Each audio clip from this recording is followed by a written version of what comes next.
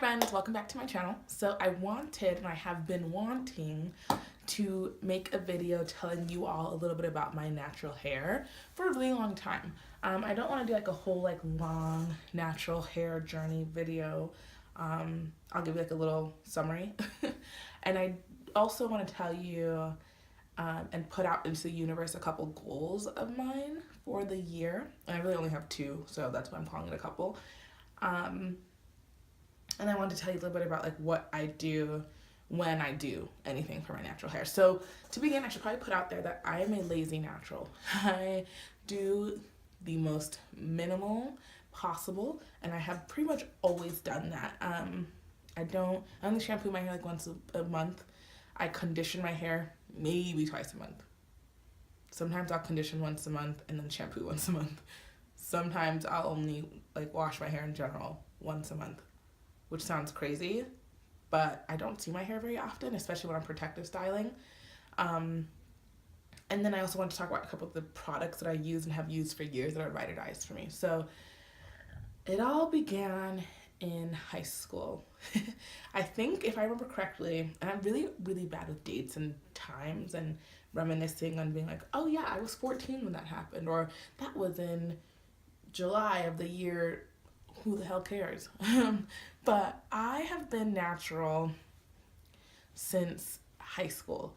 And I want to say it was either the end of junior year or the beginning of senior year, somewhere around there.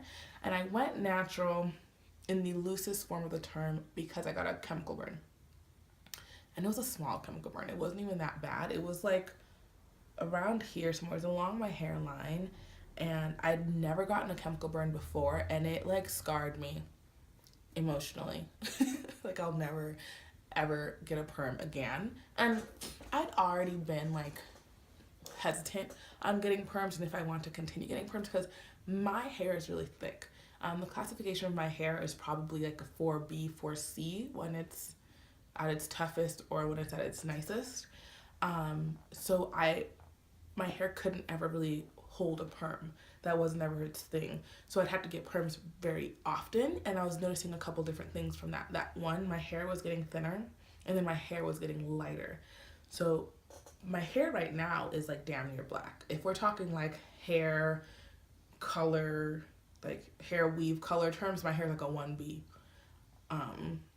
But back then, my hair became a 2, so it became a brown, and that's how I noticed that the perm just wasn't doing very good things for me.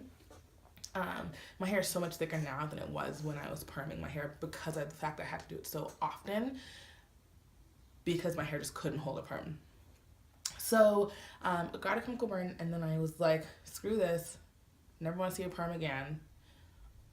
Black people call it a perm, white people call it a relaxer. So yeah. And then I went natural in the sense that I just stopped perming my hair.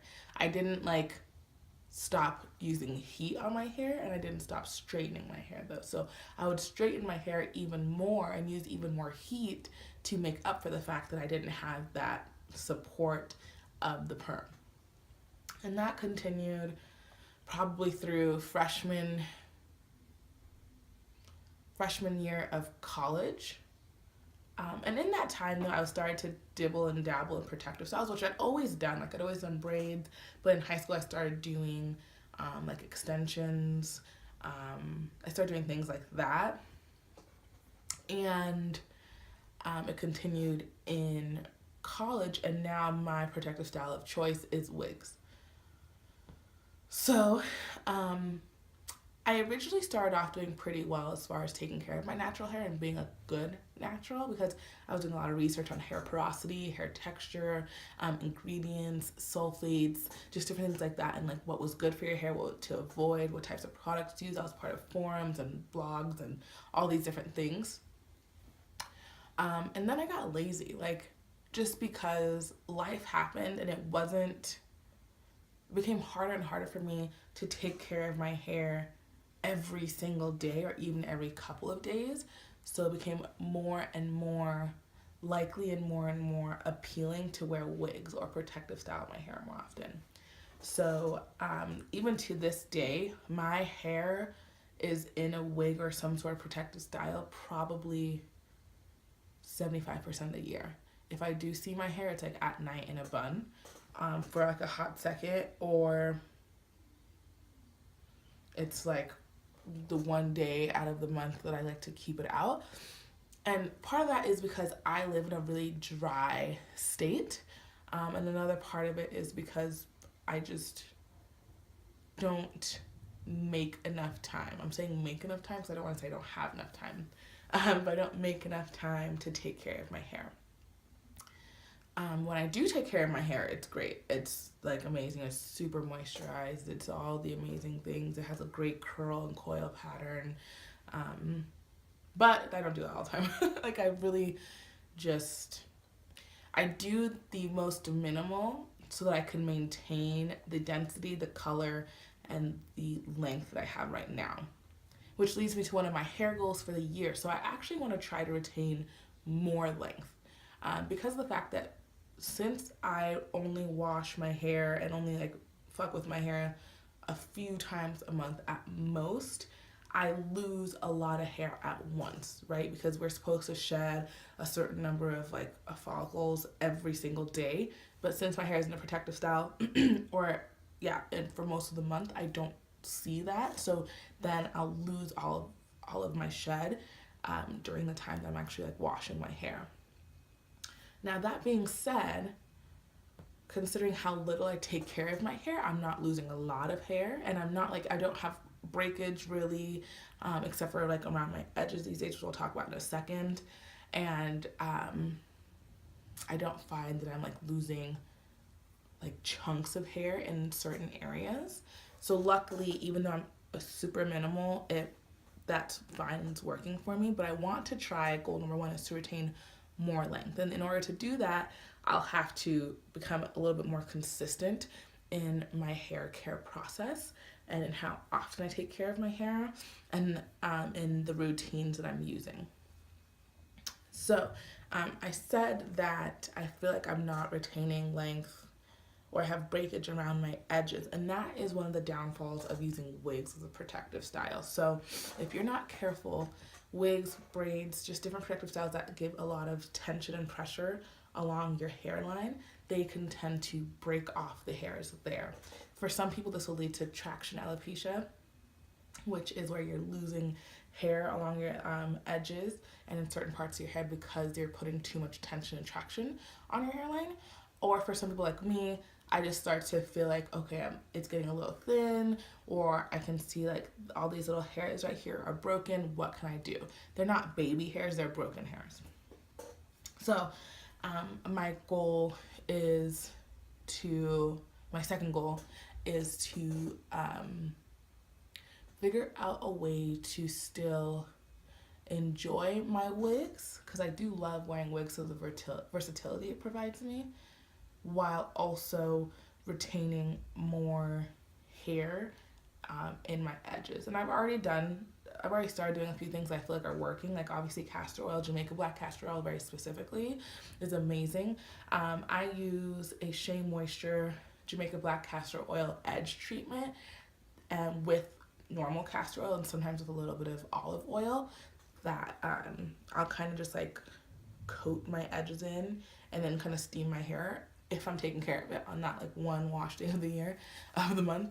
And I find that works, but I need to do it more often if I want to see more retention in length and density of my edges. So those are my two goals for the year: to retain length throughout my hair, and then also to kind of grow back and take care of my edges a little bit more.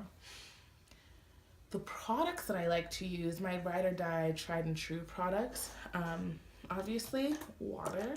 Like water is a spice of life, right? Like this is all you need. All you need is love. All you need is water. Because water is what's going to add moisture to your hair. A lot of people that I know are like, oh yeah, I put coconut oil only in my hair. But like, you don't put any water in your hair. That's not moisture. That's oil. It's not the same thing. So I use water, and I'll dampen my hair. And then I'll use the Carol's Daughter Black Vanilla leave-in conditioning spray. I just hit myself in the face with that. Mine is rubbed off because I always have so many oils in my hands that it breaks down the packaging. And I'll add that and I'll kind of smooth my hands through. I do a lot of finger combing, and just to like kind of spread the moisture around. And then I'll use different types of moisturizers. Sometimes I'll use like Cantu products. Sometimes I'll use other Carol's Daughters or Shea Moisture products. Those are like my staple brands.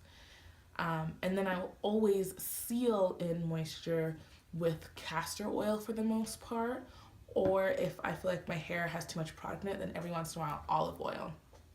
I don't really fuck with coconut oil just because I feel like I used it. I used to use it a lot, and it was great for detangling, but it wasn't great for locking in moisture for me really.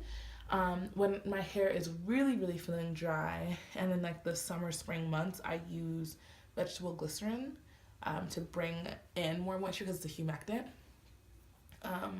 But yeah, coconut oil just wasn't really doing much for me, so I stopped using it. Olive oil I use every once in a while. Water, black vanilla, leave-in conditioner, and castor oil are my staples, and then vegetable glycerin. I used to also use olive oil. Oh no, I used to also use aloe vera juice, which I really liked for a while, but I feel like my hair eventually just stopped responding to it. So it's one of those things that if I do use it, it's just every once in a while for really short periods of time. Rosemary essential oil I love on my hair. And those are my staple products. I try to take like chewy multivitamins that have like biotin in them and just different like ingredients and vitamins that take care of the skin and the hair and the nails. I try to eat pretty healthy these days. I like to make sure I have all my different food groups covered and taken care of. But yeah, that's honestly what I do normally, or what I don't do normally. But I want to do a few more natural hair videos where I kind of check in throughout the year and kind of tell you how my goals are going. And I also want to talk about protective styles in a video too. But thank you guys so much for watching. If you use any of the products I listed below, let me know. Let's do a little shout out in the comments section. And then if you have any like favorite deep conditioners, I'm always looking for different deep conditioners because I feel like the ones I try that I hear about are just like meh, they're just okay. But let me know if you have any favorite ones, and I will see you all next time.